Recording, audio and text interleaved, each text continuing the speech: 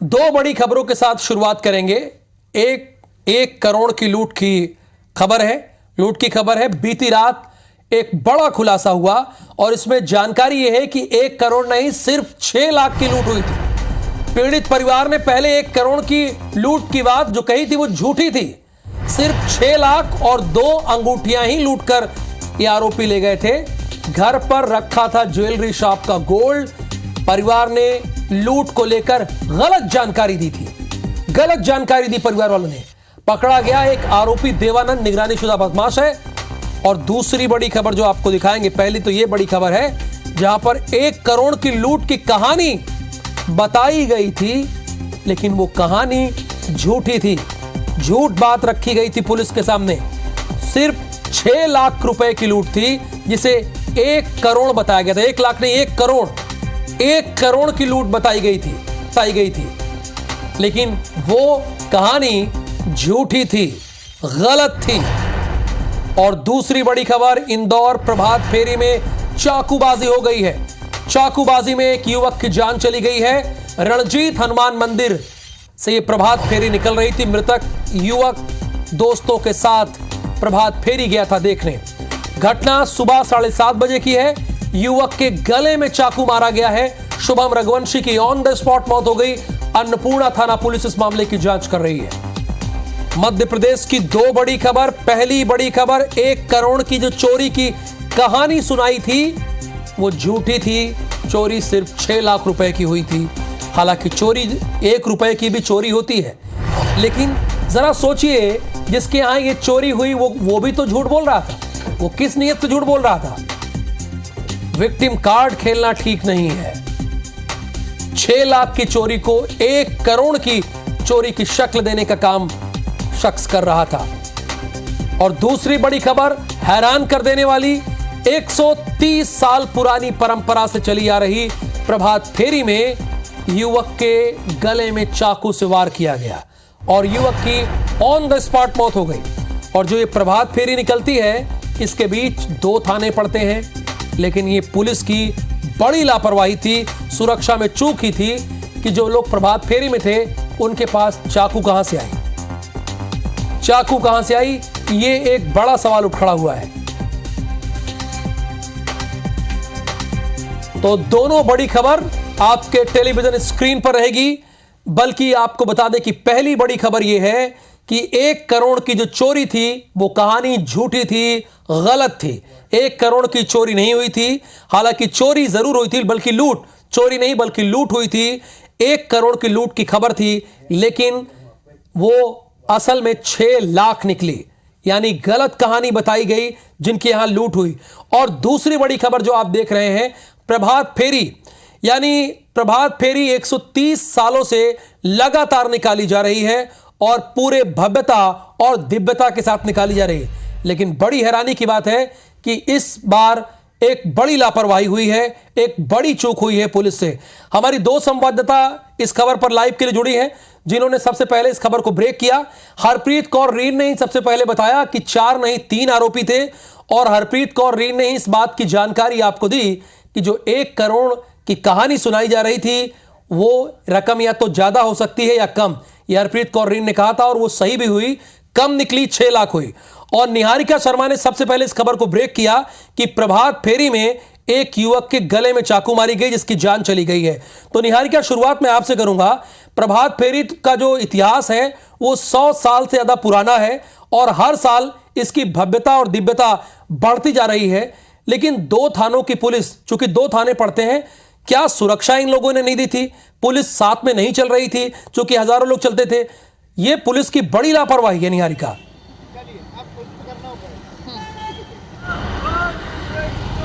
जी बिल्कुल राहुल, आप सही कह रहे हैं। एक बहुत बड़ी लापरवाही जो है वह सामने आ रही है, क्योंकि चाकूबाजी जैसी अगर घटना प्रभात फेरी में होती है तो वह इंदौर के लिए काफ़ी शर्मनाक है। इंदौर के लिए रंजीत हनुमान मंदिर से जो फेरी निकलती है वो हमेशा से ही भव्यता और दिव्यता का प्रतीक है, क्योंकि 130 सालों से ये जो प्रभात फेरी है ये निकाली जा रही थी। और उसी के चलते आज 4 जनवरी को एक बार फिर से ये प्रभात फेरी निकाली गई, जिस दौरान महूनाका जब ये प्रभात फेरी पहुंची तो वहाँ पर चाकूबाजी हो गई। और चाकूबाजी में एक युवक जिसका नाम शुभम रघुवंशी शिवांशी है उसकी मौके पर ही मौत हो गई है। हालांकि अन्नपूर्णा थाना पुलिस जो है वो मामले की जांच में जुटी हुई है, क्योंकि फिलहाल ये साफ नहीं हुआ है कि चाकू कब, कहां, कैसे और किसने मारा है। पुलिस जो है वो लगातार इस मामले की जांच में जुटी हुई है। लेकिन सबसे बड़ा सवाल ये उठता है कि जो मंदिर इतना बड़ा है, रंजीत हनुमान मंदिर इतना प्राचीन है, और उसी के चलते पिछले इतने सालों से लगातार वहां से प्रभात फेरी निकाली जा रही थी, तो उस दौरान जब अपने दोस्तों के साथ अगर कोई युवक वहां पर पहुंचता है प्रभात फेरी देखने के लिए, तो वहां पर उसको चाकू मार के उसकी हत्या कर दी जाती है। और उस दौरान वहां पर किसी को भी इस मामले की सूचना नहीं मिलती। अफरा तफरी मचने के बाद वहां पर लोगों को पता चलता है कि इस तरह की कोई घटना वहां पर घटित हुई है, जिसके चलते पुलिस वहां पर पहुंची और वहां पर जाकर उन्होंने इस मामले में संज्ञान लिया है। फिलहाल जो मृतक है उसको एमवाई हॉस्पिटल भेजा गया है पोस्टमार्टम के लिए। लेकिन जैसे कि आपने कहा कि बहुत बड़ी चूक पुलिस वालों की भी सामने आती है। 2 थाने पड़ते हैं यहाँ पर, और ऐसे में अन्नपूर्णा थाना क्षेत्र जो है वो लगता है वहाँ पर।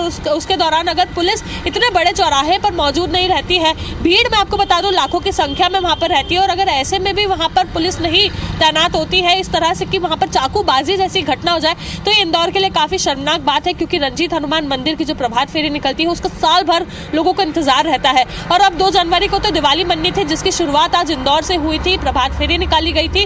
और आपको बता दें कि राम मंदिर का ही प्रतीक उसमें भी दिया गया था। तो ऐसी प्रभात फेरी में इस तरह की अगर घटना घट रही है तो इंदौर वालों के लिए काफी शर्मनाक की बात है। और ऐसे में ही जब यहाँ पर इस तरह की सिचुएशन क्रिएट हो जाती है कि मौत ही मौके पर हो जाती है युवक की, तो ये एक बड़ी सोचने वाली बात है। पुलिस प्रशासन पर भी एक बड़ी उंगली जो है वो उठती है, क्योंकि इस तरह का अगर घटना यहाँ पर घट रही है तो फिर आगे किस तरह का क्या माहौल यहाँ पर देखने को मिल सकता है, वो सोचने वाली बात होगी।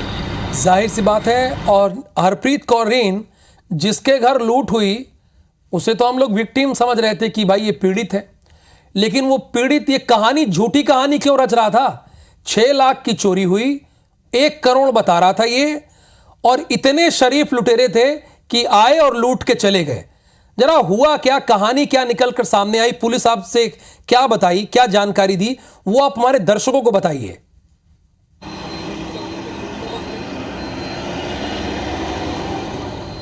बिल्कुल, देखिए राहुल जी, इस पूरे मामले पर अगर बात की जाए तो एक के बाद एक खुलासे हो रहे हैं। और इस वक्त हम जहां पर मौजूद हैं, ठीक पीछे यहाँ पर एक गुमटी नज़र आ रही है। ये गुमटी उसी आरोपी देवानंद की है।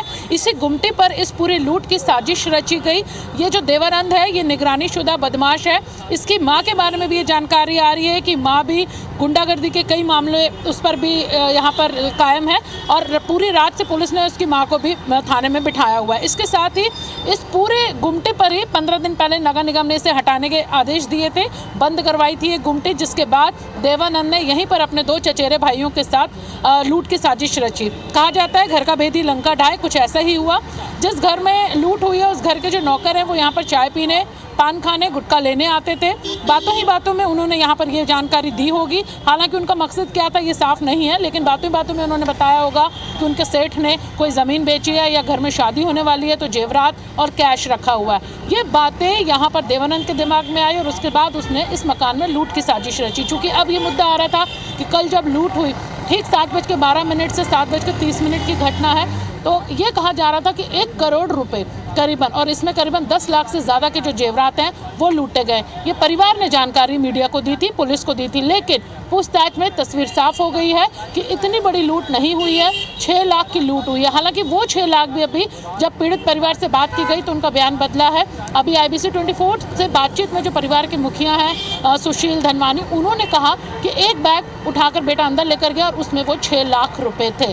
यानी वो 6 लाख फिलहाल परिवार को रिकवर हुए। और IBC 24 पर हमने अपने दर्शकों को इस बात की जानकारी सुबह ही दी थी कि CCTV फुटेज में एक वीडियो मिला है पुलिस को, जिसमें जो महिला है जिसके साथ ही लूट की घटना जब हुई तो वो घर में मौजूद थी, उसने ये बैग उठाकर अंदर रखा था, वो ले जाते हुए दिखी थी। ये वही बैग है।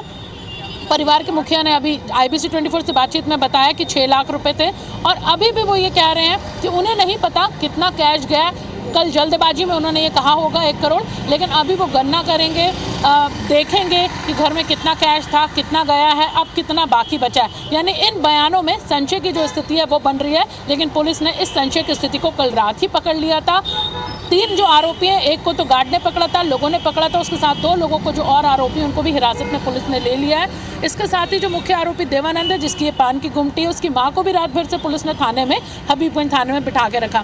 फिलहाल पूरी परतें जो हैं वो एक के बाद एक खुल चुकी हैं। इस घटना की रिकवरी हो चुकी है पुलिस की माने तो 6 लाख लूट की जो रुपए की जो मामला है वो दर्ज किया गया और जेवरात भी अगर बताया जाए तो पुलिस का सूत्रों का कहना है, हालांकि पुलिस ने खुलकर मीडिया के सामने नहीं कहा, लेकिन 2 से 3 जो अंगूठियां हैं वही सिर्फ लुटेरे लूट कर लेकर जा रहे थे। उसके बाद जो मोबाइल तोड़कर उन्होंने सुलभ शौचालय के पास गंदगी में फेंका था, पुलिस ने वो मोबाइल भी रिकवर कर लिया। तो कुल मिलाकर जो पूरा लब्बुल हुआ इस लूट का आया है वो सामने कि लूट हुई, लेकिन 1 करोड़ नहीं, महज 6 लाख की गलत जानकारी पुलिस को दी गई। लेकिन राहत भरी खबर राजधानी और पुलिस की हरप्रीत, सबसे सफलता। बड़ी हैरानी की बात यह होती है कि ज्वेलरी शोरूम के मालिक हैं जहां पर ग्राम में सौदा होता है, बल्कि सेंट में।